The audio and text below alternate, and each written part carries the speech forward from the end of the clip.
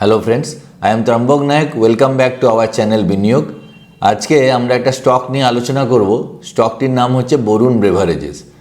তো এই Varun beverages life time high থেকে অনেকটাই পড়ে আছে এবং প্রাইস টু আর্নিং রেশিও যদি আমরা দেখি তো ওপর থেকে অনেকটা পেসিমিস্টিক সিচুয়েশন আছে। তো বরুণ বেভারেজেস অ্যাকচুয়ালি কী করে? বরুণ বেভারেজেস পেপসিকোর ফ্র্যাঞ্চাইজি হিসেবে কাজ করে। আমরা যদি screener.in-এ যাই, দেখুন Varun beverage has been associated with PepsiCo since 1990।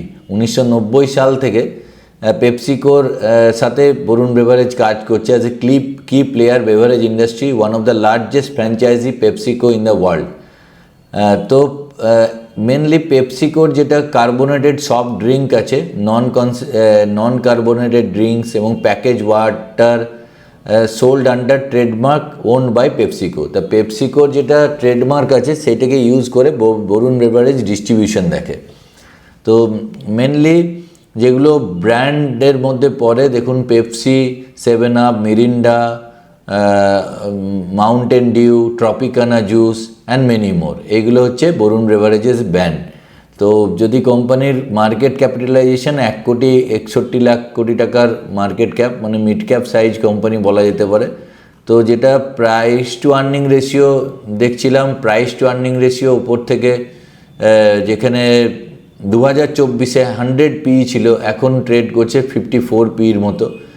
R PR comparison যেগুলো অন্যান্য বেভারেজ কোম্পানি আছে তাদের মধ্যে যদি মার্কেট ক্যাপ দেখা হয়, সব থেকে বড় মার্কেট ক্যাপ আছে। বাদবাকি এগুলো এএনএস ইন্ডাস্ট্রিজ, ট্রান্সগ্লোব ফুডস, এগুলো খুব ছোট ছোট কোম্পানি। ভ্যালেন্সিয়ার নিউট্রিশনিস্ট ও 125 কোটি টাকা, সেখানে বরুণ বেভারেজের 1,61,000 কোটি টাকার মার্কেট ক্যাপ। কোয়ার্টারলি রেজাল্ট সেপ্টেম্বরের সেলস এসছে 4,897। তো আগের বছর এই জুনের সেলস ছিল 7,000। তো এটা দেখে ঘাবড়াবার কোনো দরকার নেই, কেননা এখানে সিজনাল বিজনেস। কেননা ইন্ডিয়াতে mainly most of the sales India থেকেই হয়। তো যেখানে গ্রীষ্মপ্রধান কান্ট্রি যখন শীতকালের দিকে যায় তখন বেভারেজের বিক্রি কমে।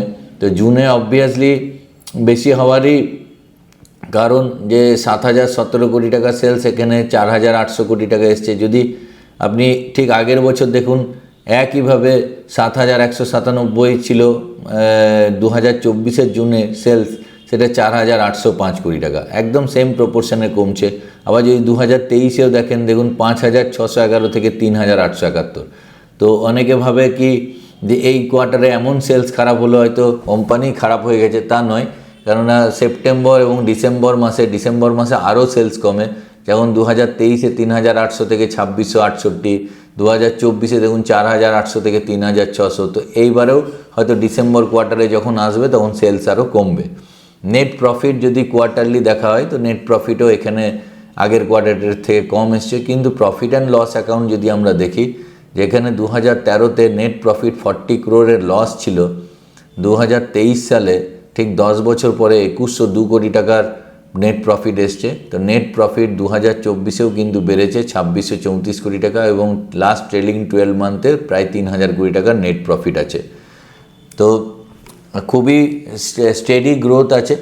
এবার ব্যালেন্স শিটের মধ্যে ইকুইটি ক্যাপিটাল 676 কোটি টাকার, আর টোটাল যেটা সব থেকে কোম্পানি স্ট্রং হচ্ছে, কারণ রিজার্ভে আছে 17,687 কোটি টাকার রিজার্ভ আছে।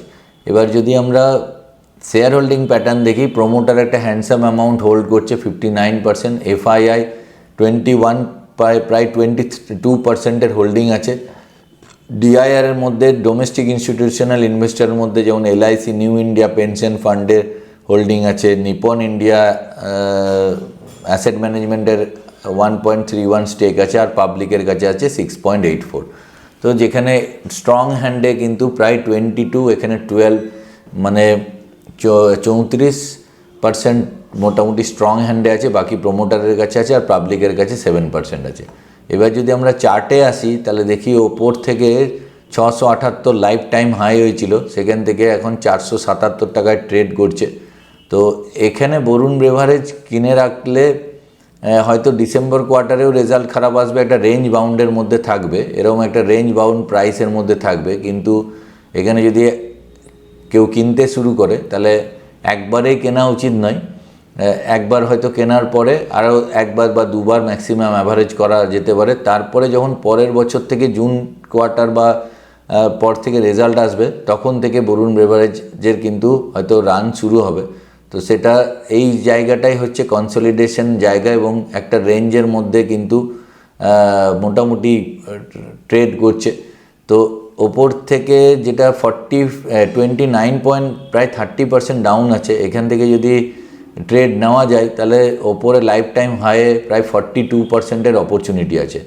আর সবথেকে বড় যেটা ব্যাপার হচ্ছে যেটা 200-এর ডিএমের নিচে কিন্তু বরুণ বেভারেজ ট্রেড করছে। যদি আমরা আগেও দেখি, যদি যখনই 200-ডে ডিএমের নিচে ট্রেড করতো, যেমন এই জায়গাটাতে যদি দেখা যায় 200-ডে ডিএমের নিচে বরুণ বেভারেজ ট্রেড করেছিল, যেমন এই জায়গাটাতে 19শে মার্চ 2020 সালে কোভিডের সময়, তখন কিন্তু 200-ডে নিচে বরুণ বেভারেজ প্রায় অনেক দিন ট্রেড করেছিল। তারপরে কিন্তু একটা ব্যাপক র্যালি নিয়েছে। তো এখানে কোম্পানির আইপিও 2016 থেকেই এসছিল 23 টাকা। তো তারপর থেকে একটা হিউজ রান, খুবই মানে মাল্টি ব্যাগার স্টক।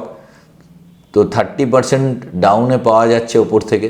তা আমার মনে হয় যে এখানে যদি কিছু অ্যাকুমুলেশন করা যায় তো বরুণ বেভারেজ আগামী দিনে একটা ভালো বেট হতে পারে।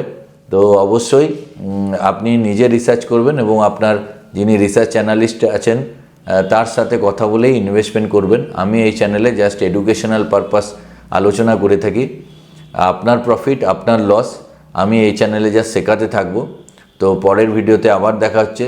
চ্যানেলটা যদি সাবস্ক্রাইব না করে থাকেন তো প্লিজ সাবস্ক্রাইব করবেন আর বন্ধুদের সঙ্গে শেয়ার করবেন যারা স্টক মার্কেট এবং মিউচুয়াল ফান্ড সম্বন্ধে জানতে চায় তাদের কাছে আমাদের চ্যানেল শেয়ার করুন। পরের ভিডিওতে আবার দেখা হচ্ছে। জয় হিন্দ, জয় ভারত।